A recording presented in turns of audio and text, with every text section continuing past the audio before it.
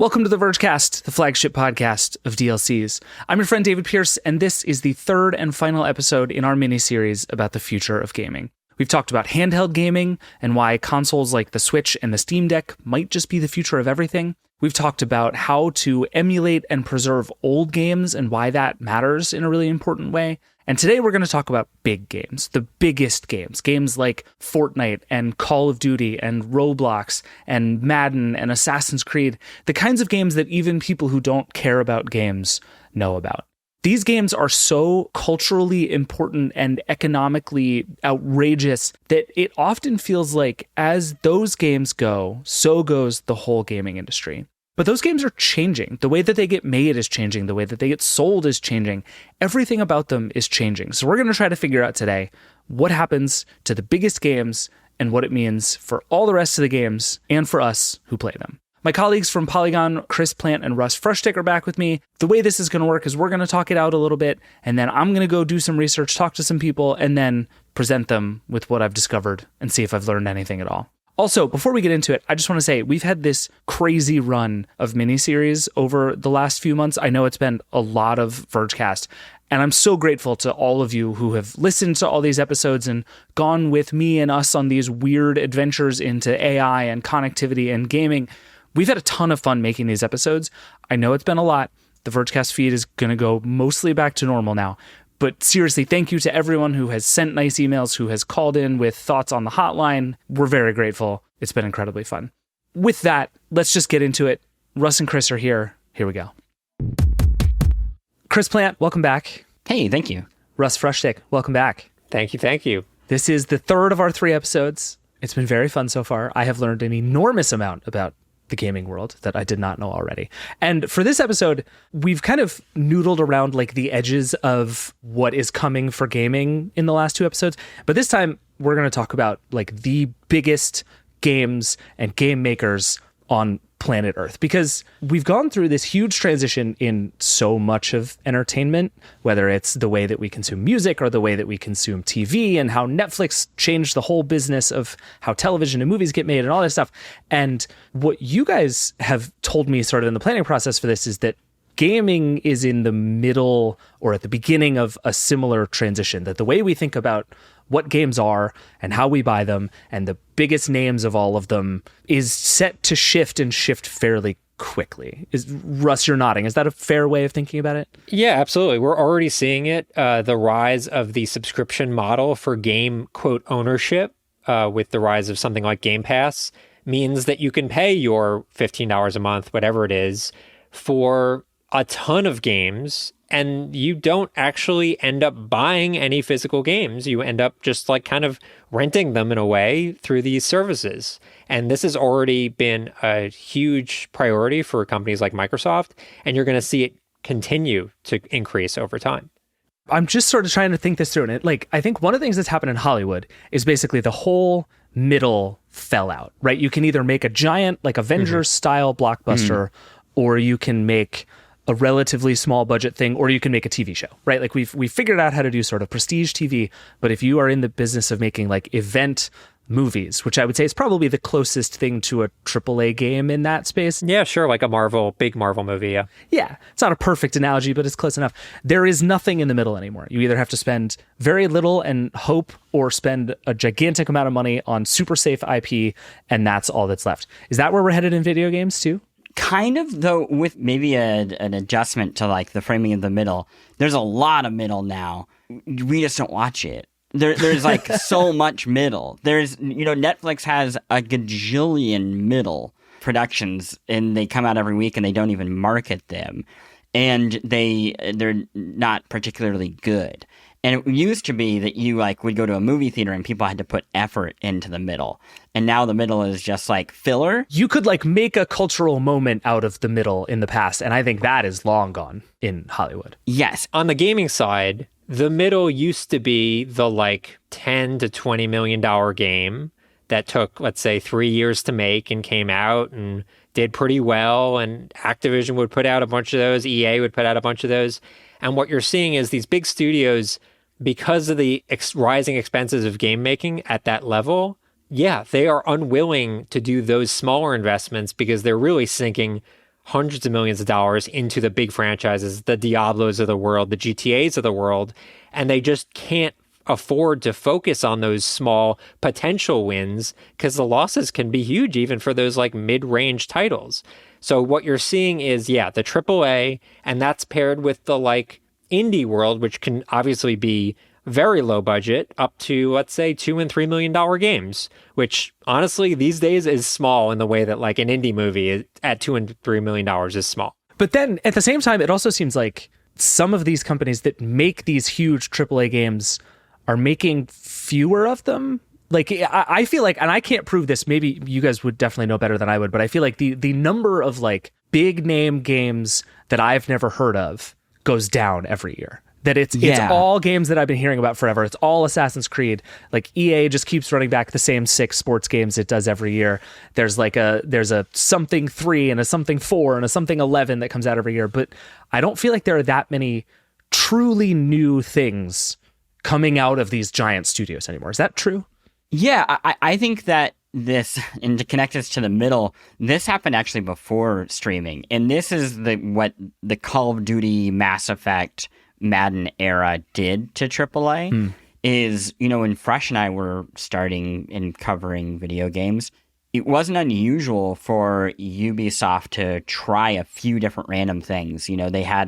There was a time where you had a new driver game and it played like Google Maps meets racing, or a new Shaun White skateboarding game where you could create rails out of like green goo. And they're just like, yeah, let's put a mid-budget game and try it and see where it goes, along with all the licensed games. When Call of Duty blew up, Activision, it felt like, had to basically shift all of its resources behind this big bet. And they had that with Guitar Hero, and they had that with Tony Hawk all around kind of the same time. And as a result, everything else there just weren't enough warm bodies to make the other stuff. That's at least how it felt, if they wanted to get annual releases. So they kind of created their bed, and now they're having to sleep in it? Is that the metaphor? Is that the phrase? I think so, yeah. They are now having to stick to these things because they're making enough money that they can't stop doing it. But not so much that they can go and focus elsewhere. The other pickle that they have is now with streaming and with some of these indie developers becoming indie publishers and being able to create more of these mid-budget games, is the general quality of video games right now is just very high. So their fear is, we have 2 games out of the year, we really need them to hit because they're going to be competing against hundreds, and once they do hit, we need to lock people in. And that has just created this bad bet after bad bet. They're making things harder and harder and harder for themselves, rather than looking at the industry and saying, hey, why don't we just do the thing that we're running from? We actually are quite powerful. Why are we not putting out 20 or 30 games a year? Why Devolver, the indie publisher, is out there and just wasn't acquired at any point is confusing, to say the least. Interesting. Okay. Is there a new generation of these upstart companies trying to do that? Normally the way you would think it would work, right, is these big companies get settled into their sort of small handful of franchises like you're describing. And then out of that comes a bunch of new companies saying, we have new ideas, we can build games faster, we have new ways of doing it, we don't have all this tech debt, we don't have massive companies we have to support. We can build the next thing. Is that happening? Yeah, I think it's happening. Plante mentioned Devolver, which is one of the biggest indie studios, publishing studios in there. And I think all of that work that they have is really talent acquisition. They go out, they see, oh, here's this small indie developer that's basically been doing it solo or with a team of 3 people or whatever. We're going to give them that $2 and $3 million budget, and we like what they're doing, so we're going to elevate that, and it becomes a decent-sized hit, like Death's Door, for example, was an indie game that came out last year and did pretty well. So they are kind of curating that stuff, but because of the nature of the expense of larger game publishers having to make these big games, they can't do that. EA can't be doing that. So they are focused instead on the Battlefields of the world and their big franchises. So there is this divide in terms of creating new ideas, and almost all of them are coming from the indie side. You also mentioned the tech debt of it all. In the past, being a big publisher benefited from the fact that you had an internal engine, like EA had the Frostbite engine, or I think Ubisoft had Anvil was one they used for a while, I believe, or I don't know. One, those engines just are often more frustrating than Unreal or Unity or any of the indie engines. So you have that, like, so much for it being, like losing tech debt. You're actually frustrated. You're bringing on people who have to learn your new thing. Sure. And then two, you're competing with people who have access to Unreal and are perfectly fine using it. And when they go out and hire people to work on it, people already know how to use those engines. So it's all kind of inverted. It's actually just easier for these smaller to mid-sized developers to work because they're not married to all these kind of massive corporate decisions that sound like they're money savers on paper, but are not actually beneficial to the people making the games. Okay. Yeah, later in this episode, we're going to do a bunch of 2024 predictions about kind of where all this is going, because it does seem like there are a bunch of things in other industries you can look at to see how this might change, but also gaming, we've learned, is different in a lot of ways. And I think we're going to talk to some smart people, but also just spend some time, the three of us, trying to figure out where all this is going. But before I run off and chase down some smart people about where we're going, Chris, I want you to tell me why you wrote GTA 6 in our Google Doc in large letters. Yes. So this is the big question. This is the huge question I have for you. Is GTA 6 going to be the last mega game? And I'm not talking about even AAA. I'm talking about quadruple A. We get, one of these a year, maybe, sort of games. And yet the big publishers can't help themselves from continuing to chase these dreams. And I wonder if GTA 6, we will see a change after that. If we've raised the cost of making games so high and the risk so high that people will have learned their lesson, or if the opposite will happen, which is, despite all of the trouble we're seeing in the video game industry financially, if GTA 6 will come out, it will be a hit, and then everybody will go, could be me. I could be that. Well, so, okay, wait, explain this to me really fast, because GTA 5 has been out for, good Lord, like 65 years at this point. Yeah. But GTA 6 is like a sequel on top of sequels on top of sequels. Like, why is Grand Theft Auto 6 different from, say, the new Call of Duty, which I assume will come out at once a year, every year until like the heat death of the universe? Yeah. I mean, you kind of said it. They don't put them out all the time. They work on them until they are, in their opinion, just right. And they seem to know quite well, even if I don't always love every bit of their games, they sell extravagantly. It's hard to say with GTA 6 because we haven't seen much of it other than some leaked gameplay footage that was very, very early. But there's also questions around that game on its own. There's different management in charge of this game than there has been in the past. I would say the first real shakeup of editorial direction for this game in the entire series' lifetime. So again, we have this game that just embodies the mega budget game, and it has its own question marks around it. And I think a lot of where we're at right now is based off of GTA 5's success and people hoping that they can be that. Yeah, just to give a data point to that, GTA 5 cost around $260 million to produce. Wow. There have been recent leaks, like GTA 6 leaked of about a year ago. And as part of that leak, there was some speculation that the game's development costs have overcome $1 billion at this point. Whoa. You know what this makes me think of is right before the second Avatar movie came out, James Cameron did an interview and said something to the effect of like, this movie is going to have to be the third biggest movie of all time just to break even. And it's like, at some point, that's a totally insane thing to say, unless you're James Cameron, you've made the other two biggest movies of all time. And like, I guess GTA 6 is kind of in the same position. It's like, if you're anyone other than the people who make Grand Theft Auto, you might be out of your mind. But if anybody has a chance to make that worthwhile, it's probably Rockstar.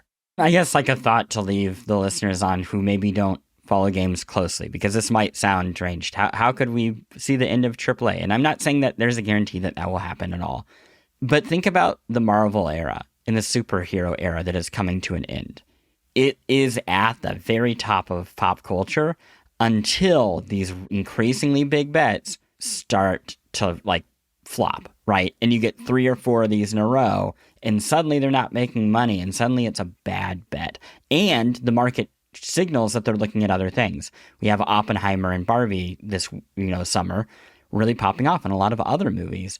And that's when things start to shift. And that is the sort of shift that I am curious what it will look like in the video game industry, because it feels like we're heading towards some sort of change. It's just hard to say what it is. I mean, you can look at it from a couple years ago at Cyberpunk's launch. Cyberpunk launched. It was a total disaster. That game was enormously expensive to produce.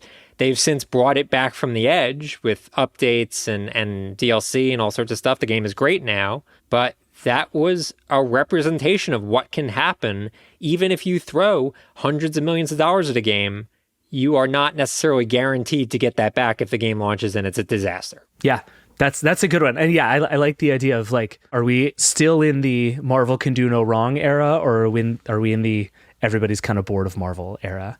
And it turns out, like you're saying, Russ, you don't have to get it wrong that many times for it to fall apart pretty fast. That's right. All right, I am going to go see if I can figure out what the Barbenheimer video game era is going to look like. And then we're going to come back. We're going to talk about that. We're going to do some big, hot takey 2024 predictions that are going to make everybody really angry. Thank you both, as always. We'll be right back.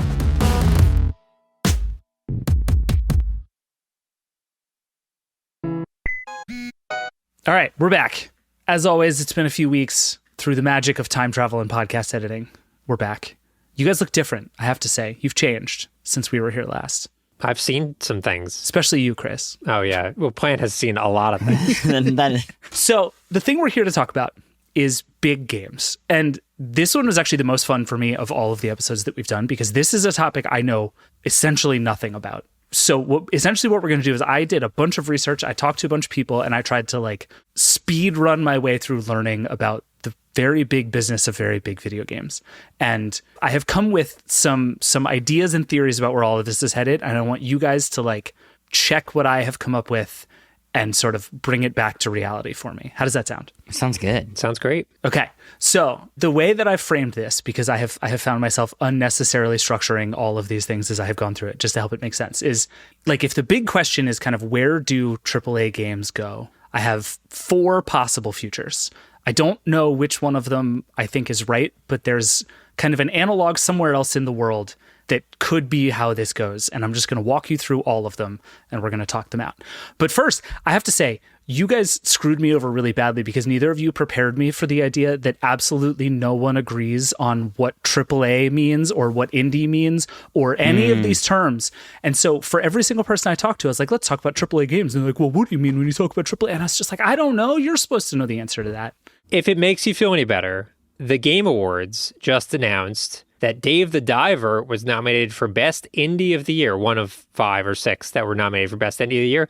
Dave the Diver was produced by a studio of 18 people within Nexon, which is an enormous, enormous company. And even Nexon has said, yeah, it's not really an indie studio, but it kind of looks indie. It's got like pixel graphics and stuff. So yeah, no one knows for sure what the difference is. Yeah, no, it was actually very funny prepping for this in the process of that happening, because there were a bunch of people really mad about that. And then the flip side was Baldur's Gate was nominated for Game of the Year. And there were a bunch of people saying, well, that's an indie. It should have also been nominated as an indie. And that sparked this whole thing about what is a AAA game and what's an indie. And what I've learned is that it mostly doesn't matter. Like in real terms, it doesn't matter. So, but for my purposes, just for today, we're going to define AAA games as like the kind of 2 handfuls of very big, very expensive games that everybody has heard of. Like people who don't play games have heard of these games, right? That's kind of, it's not a perfect definition, but that's what we're going to do. And then indie is like the opposite of that. And I'm not going to try to define it further, because I will just run into trouble, and I don't need that in my life. So that's what we're going to do. Future number 1. I've named all of these. I'm very excited about the names I have for them. Future number 1 is what I would call the Avengers future. And basically what that would be is that we've spent the last decade or so, but really sort of phase of video games, with a handful of gigantic properties that everybody loved that just came to like completely dominate the landscape. Like I went through the most popular games of the last 10 years, and I bet the 2 of you sitting here now could name most of them off the top of your head, right? Like Call of Duty appears 17 times on the list of 10 years. Madden is there 10 times in 10 years. GTA 5, one game, is there for 5 years. Like, most of these things will not be surprising to people. So we're in this place now where there's this gigantic, sort of earth-shatteringly huge property that owns the world. Like, it's not the perfect analogy because it's a bunch of games instead of just like the cinematic universe.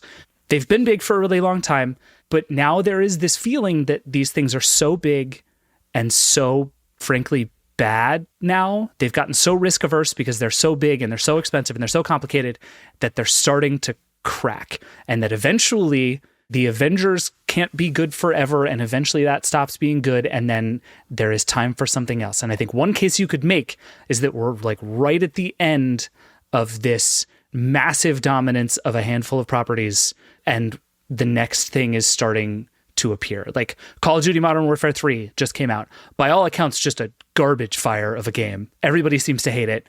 It's still selling a lot because it's Call of Duty, but at least so far it doesn't seem to be the success that the others were. And it's like, okay, is this what started happening to Marvel a couple of years ago, where it was like the shine is off a little bit. People won't just do it because it's there. Maybe this stuff is going to start to fall off and the next phase is going to be full of new things. What do you guys think of that?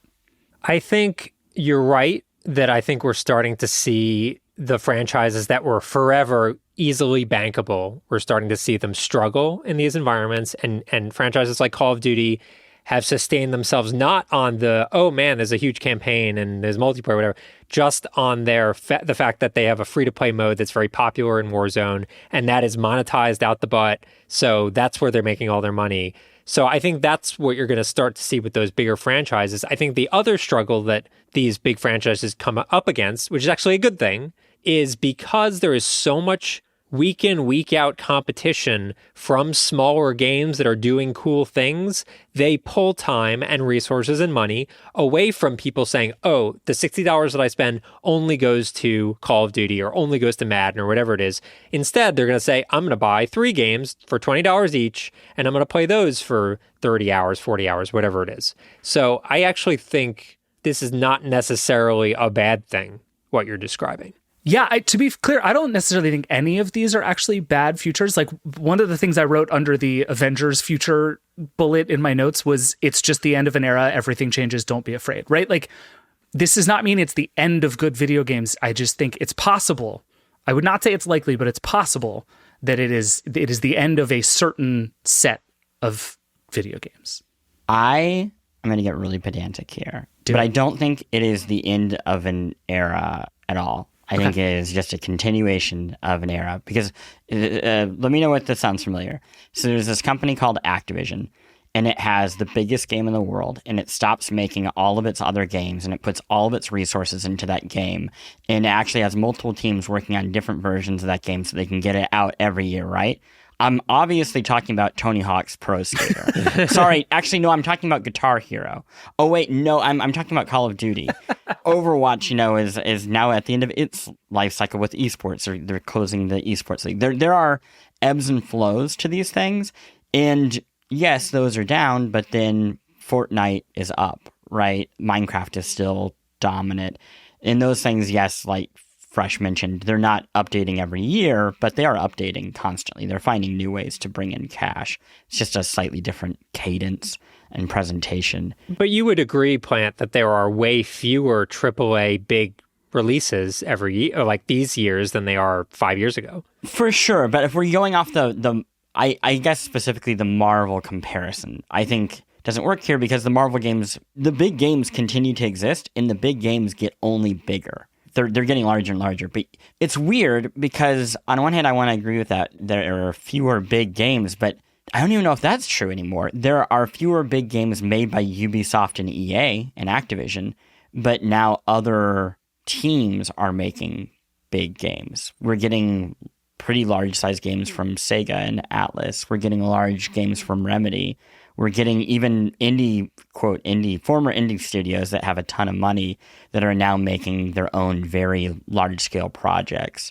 So it's like a blend. We're watching all these different ways of engaging with games kind of blend together, where, yeah, and maybe in the past it felt like, no, there were kind of two things. There was you play games that came out from EA, Ubisoft, and Activision, or you played like downloadable indie games. And now, yes, all of that is kind of like blurring together. And the big companies are making some downloadable games, and the small indie companies are actually quite big now, and they're making big games, and it's just getting more messy. You're going to really like hypothetical future number 2. Yeah. Chris, but I'm going to get to that in 1 second, because I think what you just described is a perfectly plausible version of this. The one thing I will say for the Avengers future that we live in is just from a pure like greatest hits of gaming thing, you look through and basically if you're not sort of A+ IP like Harry Potter or Star Wars, if you're not a sequel, that's it. It's just those two things. That's how you succeed in video games right now. If you want to be like one of the 10 or 20 biggest games, those are your only two moves right now. And we've been on that path for a long time. You either make the annual sports game, you make a game based on, Star Wars or Harry Potter or some other like extremely old IP. I almost said James Bond because I'm like desperate for more James Bond games, but alas. Or you make a sequel. We have, Diablo 4 and Resident Evil 4 and Dead Island 2 and Final Fantasy 658. Like, this is kind of what it takes to really have a huge hit now. And I'm leaving out the live services stuff because we're going to get to that. But I think that is a different corner of the future of video games. But I'm just saying for these like giant titles that people pay money for, that's still kind of the world we're in. Yeah, I mean, again, success being like most amount of profit, right? Obviously, people are seeing success not only creatively, but also making a ton of money relative to what they're putting in. For smaller projects, if your game costs $10 million to make versus $100 million to make, and you end up making $50 million on it, like that's a really good return. So well done. Yeah, again, it is difficult to determine whether something is successful or not strictly on the like total copies sold. But I do agree that like for the best selling list, 100%, it's all franchises you've always heard of. Okay.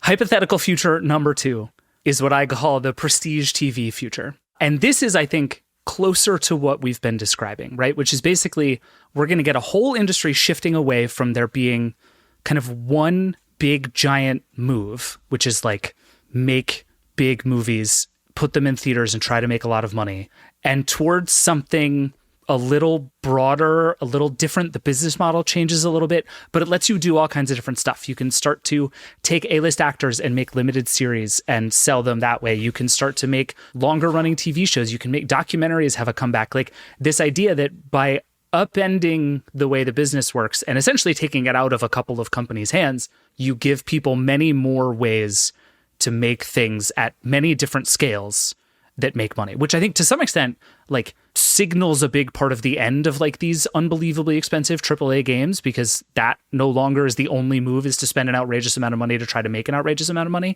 and means this whole other class of stuff can start to come up. And just based on what we've been talking about, it sounds like maybe that's a little closer to what you guys have been seeing already. It's so tough because I feel like we talked about this and I can't remember which episode on, but like that each platform or each store is going for different things. So Nintendo is making great toys. They also make it easy to like ship indie games on their thing, right? But you're getting the Nintendo product when you go to Nintendo.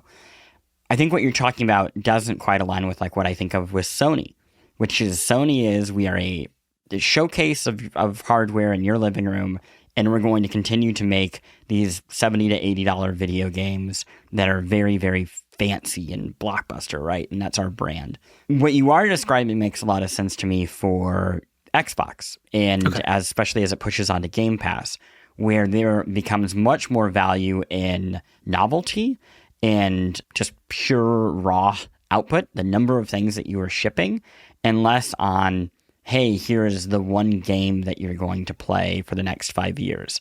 Xbox, I think, would be much happier for you to play 10 games a month than one game a month, because you're playing, ultimately, the product is Game Pass. The games are just a piece of that, right? So I can see what you're talking about. I think it also leans itself into Steam. But at the end of the day, the thing that I'm curious what both you and Frush think about is still the financial risk. Just making games remains very expensive. It's much cheaper than it ever was before in terms of distribution and, engines, but it is really risky, and I don't know how what you're describing mitigates that risk. I mean, the risk of making a 60-hour giant open world game is unquestionably enormous. It's probably the riskiest thing you can do. The risk of making a 4-hour narrative adventure that Microsoft wants because it's a good advertisement for Game Pass is a lot lower. Like, It Takes Two is like kind of a great example of something that is like not that risk. I mean, it has some risk. Obviously, it's a weird divorce game, but it's not that risky from an overall scale of the project standpoint. And I think, Microsoft has the deep pockets that can pay for things. And if one of those fails, it doesn't mean Game Pass fails. You look at Redfall. That's a good example. Redfall was an enormous project that really had a disastrous launch, came out on Game Pass, was supposed to be like a big push for Game Pass. And the fact that it didn't sink Game Pass long term is telling it how divested Microsoft is on this service with all the other releases that were coming out. I will say two different things about risk there in relation to that. You kind of hit the nail on the head with the Game Pass of it all. Yes, if Microsoft has given you a contract before you start making this thing, yeah, there's definitely not that much risk there. You have a great thing going for you. But most developers are not going to have that. They might not even know if they should be on Game Pass or not. And whether you're making a giant game or a small game, it's all relative to you making money at the end of the day, right? I think the other thing that I'm just kind of bashing up against with this theory, in terms of the business and where the people the investors, the board members go, is we're going to have Grand Theft Auto 6 come out next year or the year after that. And every board member is going to say, that's what I want. I want to continue getting that. That's an absurd number. And I'm not going to get that because somebody released a cooperative divorce game. I'm going to get it because, again, they keep chasing this thing. And so long as these big companies are tied to those boards, I don't know how the big companies get away from it. And maybe that's it. Maybe they're doomed. Maybe, that they are weirdly, their shareholders are this albatross with where the direction that the industry is going in. I don't know. Yeah, one of the most sort of fascinating threads of this entire reporting and research project was talking to people who care about games at an emotional sort of I play games level. And those people cannot fathom why all of these companies have stopped caring about making games that are fun to play. Because if you make games that are fun to play, people will play them and you'll sell more of them and everybody wins, right? And then I talk to people on the business side who are essentially making games fun to play is not the point. We're a business, we're here to make money. And if we can make more money while making the game slightly less fun to play, but people still buy the game, that becomes a harder choice than I think you would like it to be. And people tell the story of Halo all the time, right? I feel like it's sort of the canonical version of this, right? You have Bungie, which makes great games because it wants to make great games, and then it gets so big that it kind of gets crushed by its own bigness, and it switches developers, and the culture is different. It becomes about making money, and then Halo just kind of falls in on itself like a dying star over time. But I think you're right, and that tension is super real, but it also gets to a point where eventually that's going to turn on somebody in a really big, earth-shakingly huge way that's going to make everybody afraid. I mean, it has. I mean, Halo is a great example of that. This is one of the biggest franchises ever in the history of video games. And because of, it wasn't just monetization decisions, that was part of it. They made some pretty scummy monetization decisions, but also design issues and technical issues and all that stuff, resulted in a major calamity for this franchise that will need to be rebooted again. Yeah. And that is a total cautionary tale for all of these companies that is okay, well, there's a limit to what you can do. Battlefront 2 was another example of that. And, even Cyberpunk was another example of that, where they've righted the ship, but it took them several years to get there. And that was an enormous risk. And I do think you will start to hear within these giant companies some pushback, because someone will say, hey, we need to push this out in fall of 2024 or whatever it is. And someone else is going to say, yeah, but remember what happened to Cyberpunk? Was that good for our bottom line? Maybe we should wait 6 months. And I think Starfield is representation of that. They delayed that game basically a full year. It was done and dusted for a full year, and they spent that all on polish. I'm not saying that's a great game, but clearly it's one of the cleanest games that Bethesda's ever released. So I do think there is a slight sea change going on. Yeah, I maybe a comparison is not just the prestige TV, but the end of the studio era in filmmaking, which is like the 20s to the 50s, where it's like these like just a handful of studios have total control. Even the talent there is like, they're good for tabloids, but they do not have much of a say. No, they like signed contracts with the studio and then did whatever the studio told them to do. Yeah. Exactly. And the studios themselves had a lot more say in distribution. And maybe we are coming out of that for games, and we will see something similar to what we saw for film in the 60s and 70s. So this is Phil Spencer's big theory, right? Is that he wrote that email that came out in the Xbox leaks over the summer, basically saying that now that the handful of big publishers don't have like that retail store shelves distribution monopoly, everything is suddenly open and those companies have been slow to figure it out. Like I think there's something to that theory. I think we're probably just at the beginning of that, because there's more to just store shelves than in changing the way people find and buy games. But I think you're onto something. And at the end of that road is something like Game Pass, right? Which changes the way we think about discovery, because you don't have to buy a game before you can play it. You can just show up and play it. It changes the way that games get made, because they're going to end up, in a lot of cases, getting paid for how people play, not just by getting you to buy the game by calling it Hogwarts. All of that feels like it's in the middle of like being turned on its head right now. Yeah, I do want to be careful, though, because when we say, oh, this might be the end of like the studio era, we're still in a circumstance where like a very, very small number of companies are in control of the vast majority of the generation of wealth within the games industry. Microsoft just merged with Activision. That is a huge percentage of the game space. Yeah. Look at how much Valve controls the PC gaming market. And that's, what are they getting, 30% on each sale for that? I mean, effectively, that's a studio deal in a lot of ways. So, I don't think it's that divested among... So, I mean, a lot of people are making money in games, don't get me wrong, but like mostly it's these like 8 companies that are like doing very well. And I think it'll only increase to combat what you were just talking about, because the way to solve that problem of not having the store shelves is acquisition. Microsoft going out, buying Bethesda, buying Activision, Sony needs to make the same sort of moves to ensure that they have these franchises that can like rise above. And again, all that does is just make it fewer and fewer companies. Yeah, I found one study that said the public gaming companies like Nintendo and EA and a few others right now have more than $45 billion between them just in cash sitting around. And obviously that's not going to buy you an Activision, but there's only one Activision and Microsoft already did that. And so the theory coming out of that was we might be in for a huge phase of consolidations and acquisition. And we're going to go from this sort of interesting splintering of people who can make big, good, cool, exciting games.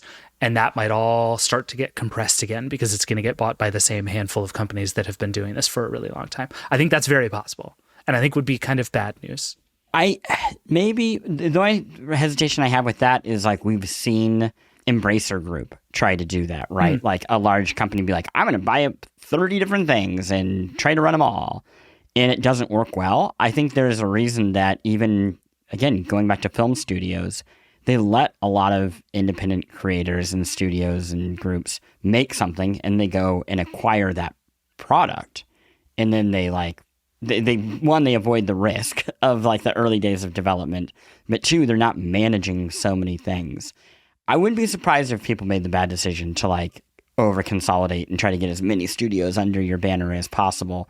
But at the same time, I'm impressed by Disney, who I feel like every other week you hear, Disney needs to go out and buy a video game studio. That's the best thing for Disney. And it's like, no, you know what's great for Disney? Having control of all this different IP that everybody wants to work for, having no overhead cost, and being able to set how much money you want from each project.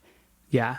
Well, and that, like, to pull it back to the TV streaming era, that's very much how we got peak TV, right? You have all these different players looking for content. You get into this place where like being someone who makes good things becomes an incredible advantage, because you have all this competition for your work and everybody's looking for new things. And so you get this phase of frankly too much spending on the like distributors side, but it's a huge win for the people who like make and consume content. So like it all turns into a giant mess, which is what we're living through in the TV world right now. But there is a phase where like if that comes true, like you're describing, Chris, we might get a hell of a lot of really good games really fast, which could be very exciting. I'm so curious what number 3 is going to be here. Okay.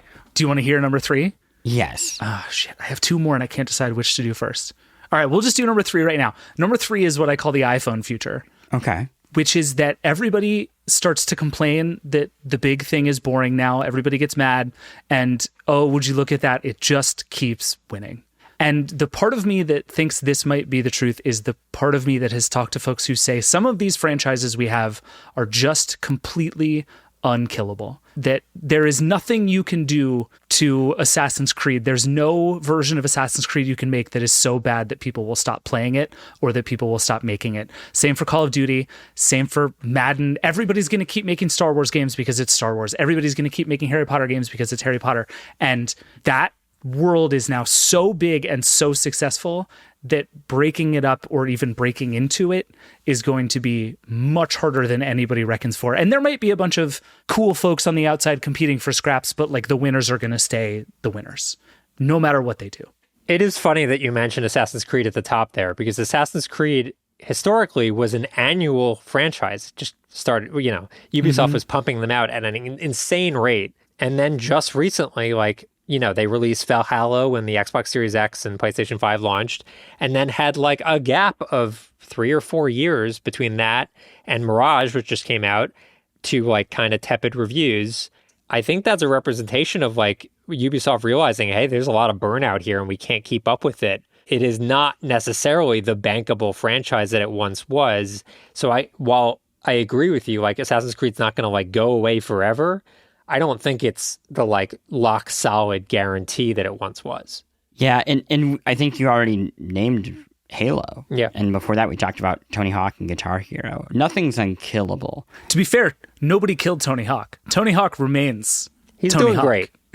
That depends on which conspiracy theories you believe. I could see that in the sense that like, yes, certain IP that transcend games like Hogwarts or whatever, yeah, of course, they're just going to keep making them. And once they, burn through one developer, they'll go to a different one.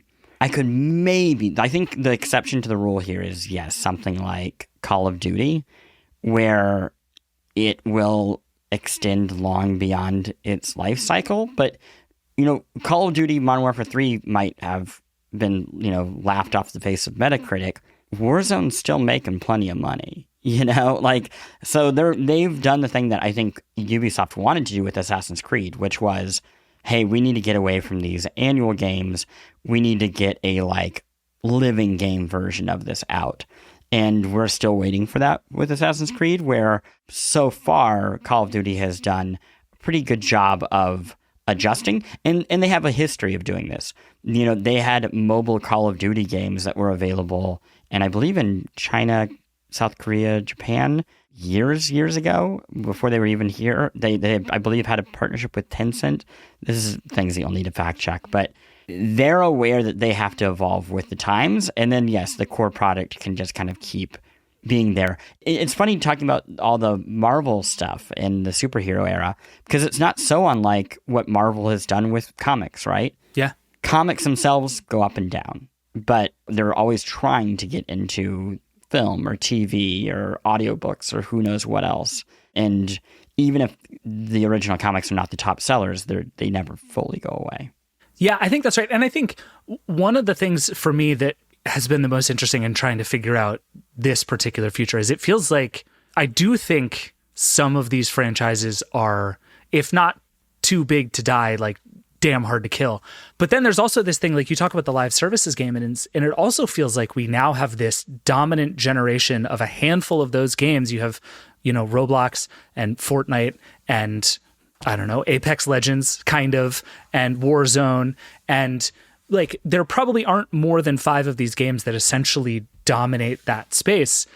And it also feels like those are now so entrenched that it might be hard for someone else to come in and do it. So maybe, I don't know, maybe that old version was like the iPod era, and now the live services games are the iPhone, like poised to do the next 15 years. And maybe that's just the cycle we're in now. We were talking about risk, and I was saying how a 60-hour open world RPG is a huge amount of risk. These days, doing a free-to-play, high-budget game in the live services space is enormously risky. Yeah. It is so hard because those games in particular, more so than like the Starfields of the world, free-to-play live service games are designed to maintain the player base. There's no winning those games. You're always constantly given stuff to unlock or buy or whatever it is. Fortnite changes every other week. They are constantly trying to hold on. So you would literally have to steal players away from the other game that they're playing to have your game be successful, to the point where Remedy, who just put out Alan Wake 2 to critical acclaim, announced very recently that they were working on a multiplayer free-to-play live service game that is no longer free-to-play and more narrative-focused and more driven by what they're good at. So I think companies are realizing how disastrous it can be trying to jump into a space that is already pretty well dominated by a handful of players. Yeah, the network effects of it are just so big to me. That's the thing I keep thinking about, is like, you not only have to get me to think a game is cool, you have to get a bunch of people I like, and then many tens of millions of strangers to also think it's cool before I can actually like do anything in it.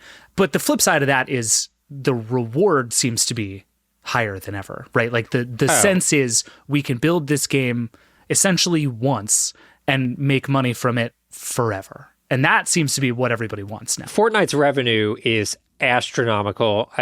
Some of the leaks came out as part of the Epic lawsuit, and like it is staggering how much money they're making. But you have to keep in mind, even though it seems like you're right, you could just make one game and maintain it or whatever it is, and people just stick around. That is very much not the case. The only way you can get people to stick around is by constantly changing it, adding new maps, adding new modes, skins, whatever it is, forever. Like there's no ending to that. Yeah. So you really are committing to this forever tale to maintain that player base. So that it is not as easy as you have your smash hit and then it's good to go. But that also shows you how hard it is to jump into the space, because people are committing to not a 3-year project, but a 20-year project. Chris, what do you make of all that? Is live services just going to take everything over for this next phase? Definitely won't take everything over. Everything exists at the same time. It helps to think of video games like channels on a TV. They can all be doing a different thing. You could go to CNN and have 24-hour news, and you can have a 24-hour thing. You go to another channel and it's like the Weather Channel, and they do the same thing every 5 minutes, right? But you know why that's a fun example is because a handful of those channels pay for all the rest of them. Yeah, and most people only use 3 or 4 of those channels. And Yet you would say like, hey, do you like TV? And they're like, yes. But I don't think anybody means the Weather Channel when they say they like TV. Like, no, they mean the Weather Channel. I mean, have you seen the CG on the Weather Channel lately? They're doing wild stuff. Listen, the Weather Channel's sick. The thing they do with the storm surges, like, I'm all about it. They have no respect for human dignity. No, I think it's easy to think of video games and video game business as this monolithic force, but it really is. It's a sports industry. It's a lifestyle industry. It is a children's entertainment industry. It is a grown-up single-player thing. It is a means of communication. It is all these different things. And, I mean, I think that is probably the reality of everything that we're talking about, is all of the futures that you're talking about are going to be true in some capacity, and they're going to overlap and often conflict with each other. It'll just depend on like what are the type of games that you see as the video game industry. When you go to the Game Developers Conference in San Francisco every year, they have these summits that are broken up like the VR Summit, the free-to-play Summit, right? And the business people that attracts are just completely different human beings. Their strategies, the type of games they're making, everything about it is so distinct that you could go to one of them and think, wow, this is everything. And then you walk into a room across the hall and you're like, I'm hearing the exact opposite of everything I just heard an hour ago. And neither of them are necessarily wrong. Well, VR and Bitcoin, they were probably both wrong. But other than that, it was great. No, I think you're right. And I think one of the actually most encouraging things I found doing all this research was that we're in kind of a weird time in the entertainment business in general. PwC, the like accounting and consulting firm, they do a really interesting like state of the entertainment business thing every year. And the basic takeaway for, I think this year's was 23 through 27. So sort of the next 5 years was kind of the outlook. And basically the overarching theory is like, the entertainment business is weird and messy and growth is going down in a lot of ways, except for gaming, which just against all odds continues to grow along basically every axis you can think of. Like more people are coming into gaming. They had this fun stat that like people over 45 are one of the fastest growing groups of gamers right now. So are women, so are young girls. Like it's a every faction of people you can think of are increasingly gaming. And what that means is probably that like a handful of big things get even bigger over time. Like a lot of these people are going to show up and play Call of Duty. That's fine. But it also does mean just the pie gets so much bigger that it's just going to allow for a lot more things. But all of that being said, I think it is still going to be true for a long time that a handful of companies and properties run this business in a pretty real way. Like Call of Duty is going to continue to be a bellwether for a lot of things in a way that most things are not. Yes, I think that's right. I think we can know for a fact that Grand Theft Auto will make a lot of money and it will be absolutely humongous, and Take-Two will be okay because of it. We can know for a fact that FIFA, now EA Football Club or whatever they call it. EA Sports FC, the worst named video game of all time. Yeah, it's going to keep EA just afloat enough for them to continue to try to figure out how to make Mass Effect sell again. What is confusing is like, will EA be as big as it once was? I don't know. Will Ubisoft be as big as it once was? I don't know. Will new players rise in their place, like Epic with Fortnite and, publishing Remedy? Probably. So I think you're right. The big difference is that just who those people are might change. In the same way that, Capcom, if you had asked me about this 10 years ago, or Sega, I would be like, what are you talking about? Sure. And if you asked me about Capcom and Sega today, I'd be like, they do no wrong. They continue to make, well, Capcom has a really good streak right now. Sega, it depends. It can go back and forth. Or if you had told me that Konami would not have put out games really for a while, and that Bandai Namco would be huge now. None of these things were the things I could have predicted, and yet now arguing against Elden Ring as anything but one of the biggest games in the world sounds silly. Yeah. And I think that applies to the game franchise as well. People didn't have much understanding of what Minecraft was going to be when Minecraft launched.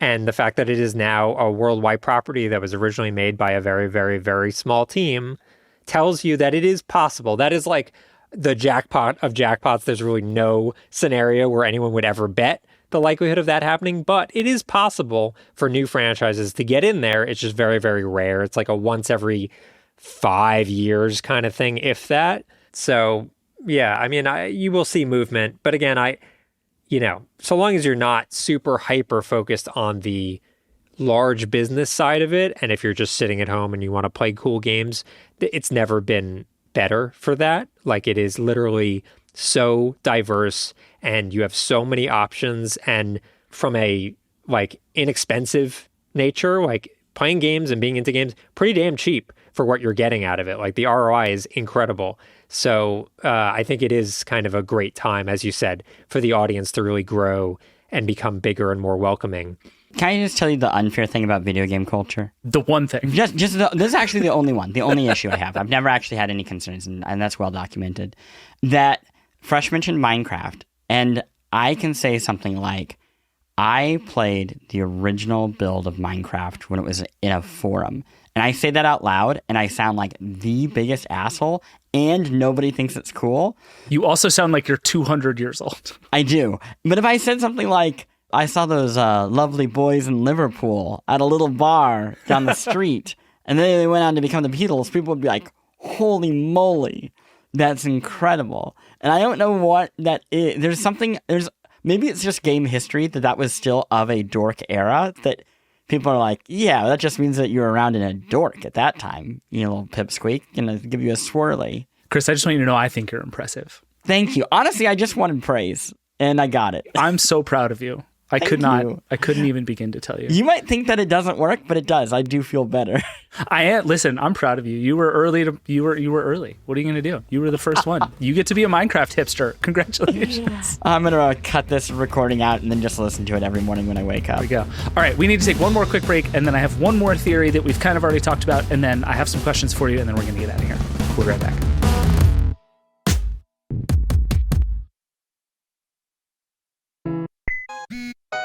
All right, we're back. My last theory we've basically already talked about, but I'm just going to put a couple of pieces together very quickly for you. And this is what I call the music industry theory, which is basically that instead of a radical change in content, the first thing we're going to get is a new kind of consumer product that is actually then going to back into changing all of the content.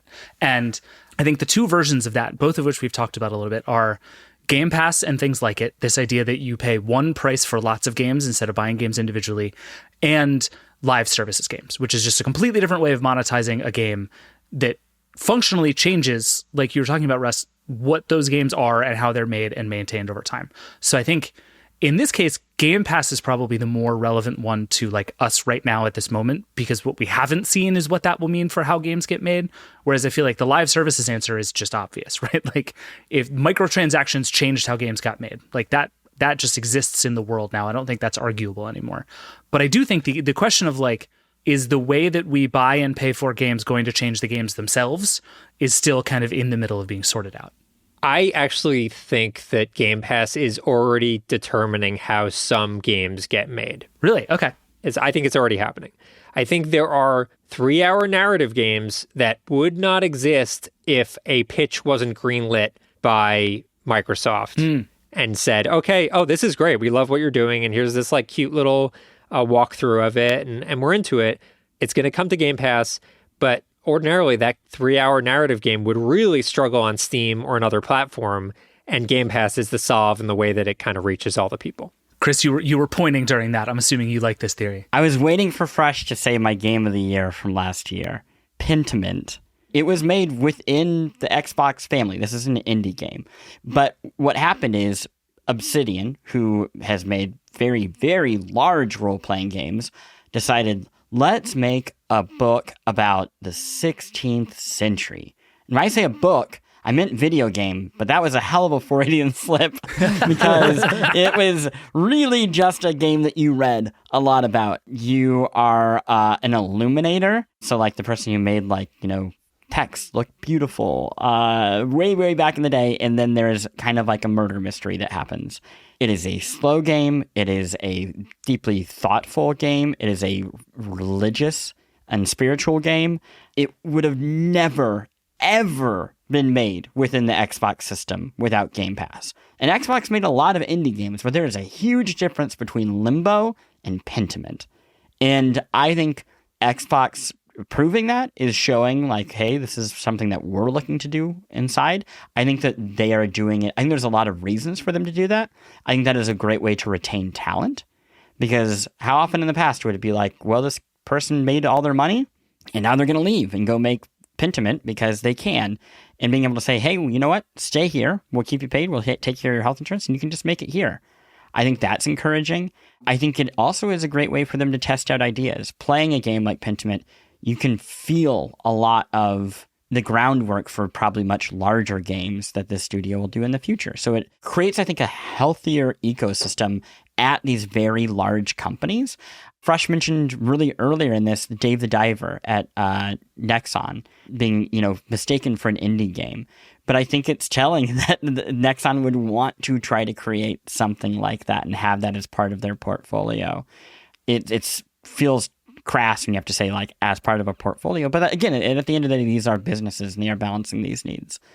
I am more curious what this means for studios that are not owned by a major publisher, though. And are how will they start designing games towards Game Pass, especially if they don't have a contract before they, start work.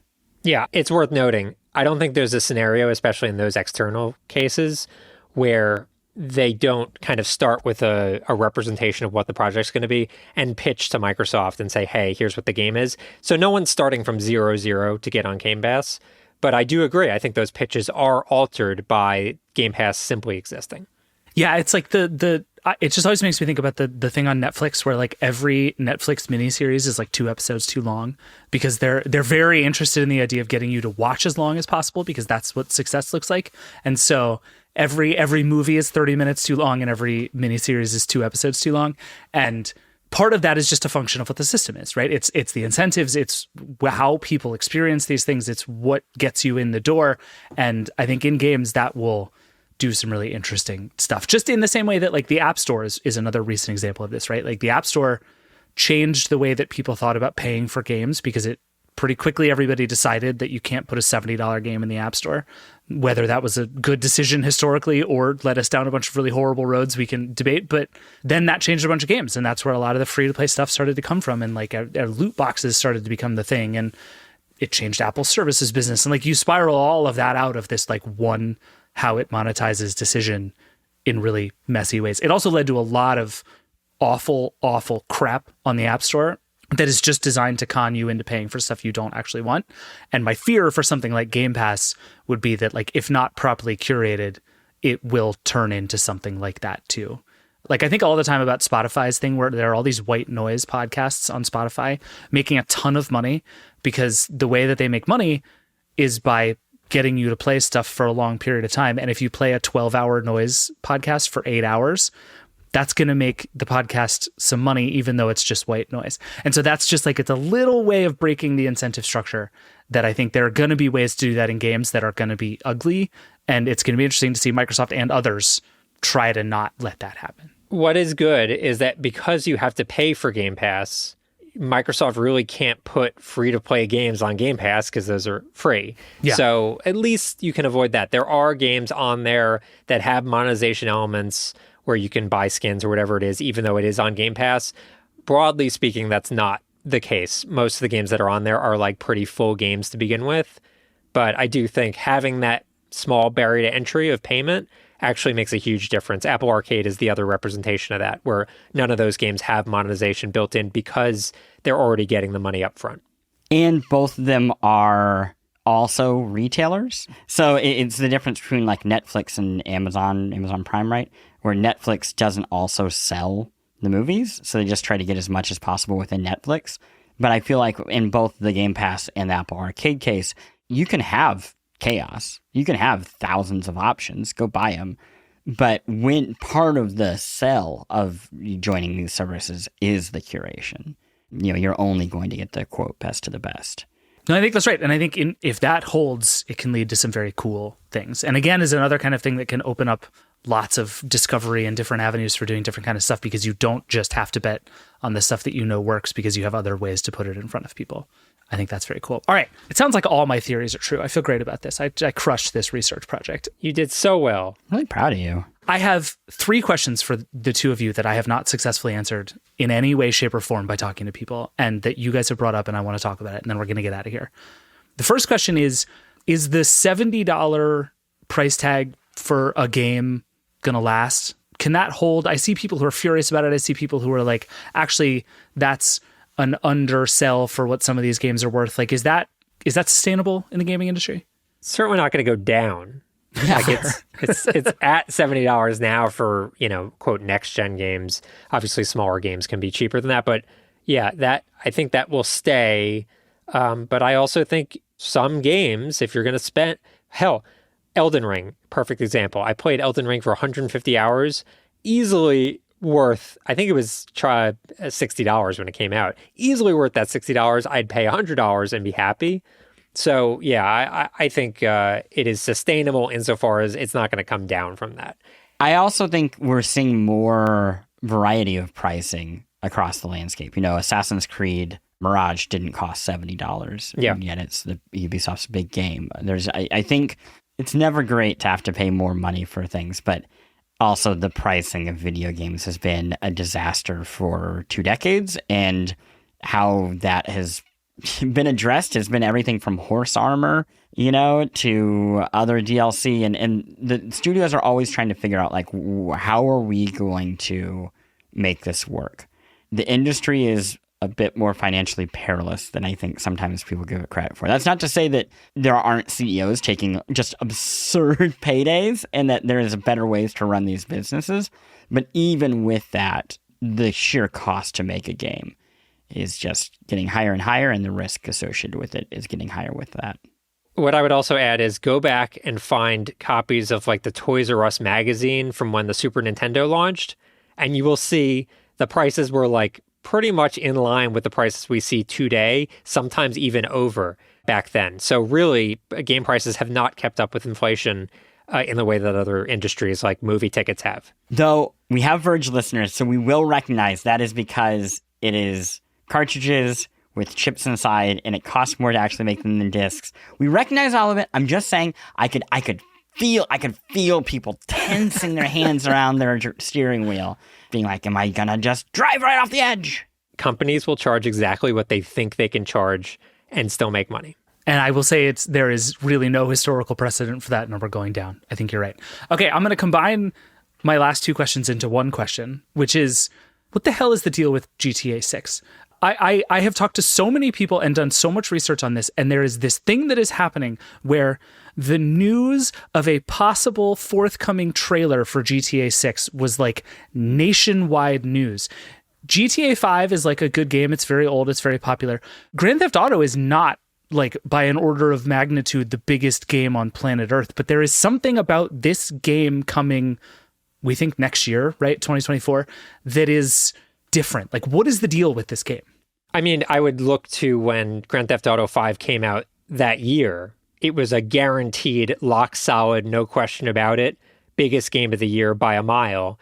And it's continued to make a ton of money over the course of the last decade because of monetization, GTA Online stuff. So maybe I'm underrating how big GTA really is. Oh, yeah, big time. There are very few games, and this applies to like Call of Duty as well, very few games in the world that you know for sure are going to totally dominate the sales of a given year, and GTA is one of them. What if it sucks? Like, is there any remote possibility that this just like isn't a good game? It's been a long time. Oh, sure. Yeah, they've had some turnover with staff. It's certainly possible. I mean, we've seen, Cyberpunk, everyone was so sure that that game was going to come out and be incredible because Witcher was amazing and that studio does amazing work, broadly speaking, and it came out and obviously wasn't. So it's always possible. I do think, and I brought this up earlier, I do think because of the Cyberpunks of the world, if there was a chance that it was going to come out and be a total disaster, they would hold it. They would not put it out because the amount that they've already sunk into it would not allow them to eat the amount of shit that they would have to eat if it came out and was a disaster. That's fair. Chris, I remember in one of our first conversations about this series, one of the questions you floated was, what if GTA 6 is the last AAA game?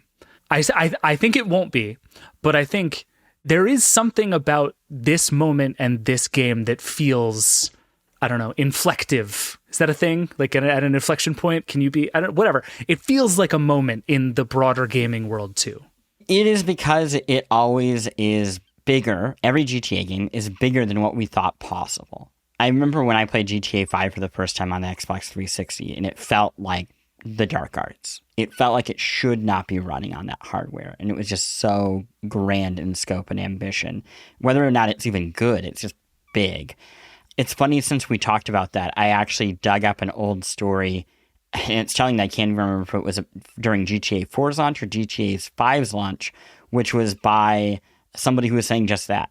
This is the end of AAA games. It can't get any bigger than this. It's not sustainable. We'll never see anything like this ever. And obviously that was not the case. That said, we are in a different point in the industry than we were when GTA 5 and even GTA 4 came out. Everything we just discussed before this. There is more variety and more choice. There are not just the single-player games. People might forget that GTA 5 with online came later and broken, and it took a while to get itself up and running. And now either online is an entirely separate game or it works at the beginning. It's going to be one or the other, but we're not going to see that happen again. So yeah, I don't think it's the last AAA game, but I do think it will feel different than anything that we've seen before it. And I also think the wait for GTA 7 might be even longer, because they've realized how much money they can make building a really sustainable online system with monetization built in, that this feels like the launch of a live service game as much as it is a single player campaign where you commit crimes. So yeah, it's going to be a big deal, and it's going to be a game that we're going to be all living with for easily a decade, if not 15, who knows, 20 Can I tell years. you my ridiculous GTA 7 theory? Yes. GTA 7 is going to be the return to New York, and they've already spoken a lot about their interest in AI and generative tech, and I don't think they do GTA 7 unless you can go in buildings in New York, which would be just an absolute absurd idea. But I don't know. I'm curious, like, what the big turn is as we look, 15 years out from now. What are they thinking about? Hey, Chris Plant, we've played it. Guess what? We've played that game you're talking about. It's called Starfield. It's got thousands of planets, and you want to go in none of them. Well, no. You see, what you forgot, though, is that game was called Load Screen. Yeah. I'm talking about a game where you actually get to do the thing that you're promised. Man, Starfield really walked into the room at the wrong time. I'm sorry there, Starfield. Not that bad of a game. I'm very interested in, maybe this is a series that we do next. That distant future of video games is where I'm really curious about what things are going to get, because on top of all these other inflection points, we are hitting a technological moment that I think is going to really change what video games look like and feel like.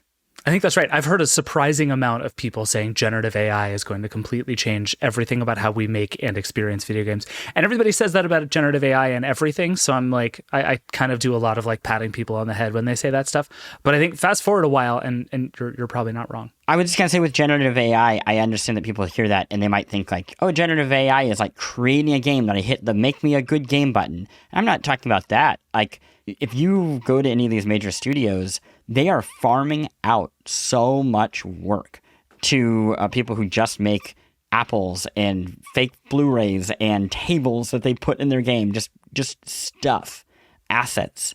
That is a thing that I think will be filling that, right? Like there are, and again, whether or not that's good or evil or whatever is a whole different thing, but it is going to allow for scale in a way that I think is going to be kind of disorienting at first. All right. Well, in 2038, the three of us are going to do like a hologram revisit of this series, and we're going to see what we got right and what we got wrong.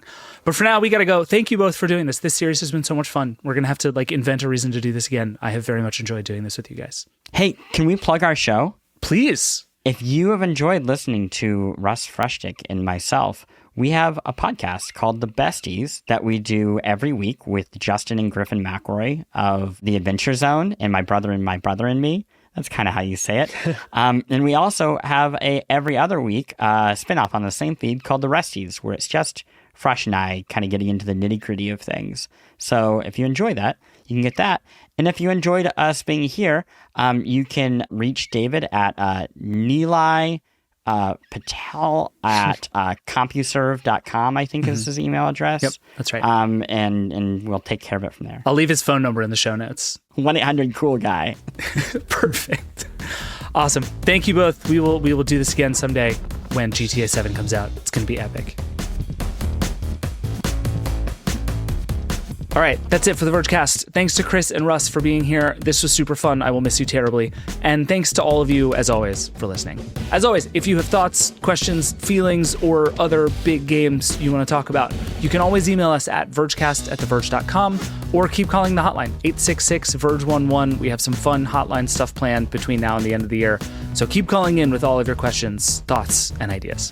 This show is produced by Andrew Marino and Liam James. The Vergecast is a Verge production and part of the Vox Media Podcast Network. We're off for the rest of this week for the Thanksgiving holiday, but we'll be back next week because there is more news. We got some fun end of the year stuff coming, all kinds of good stuff. We'll see you then. Rock and roll.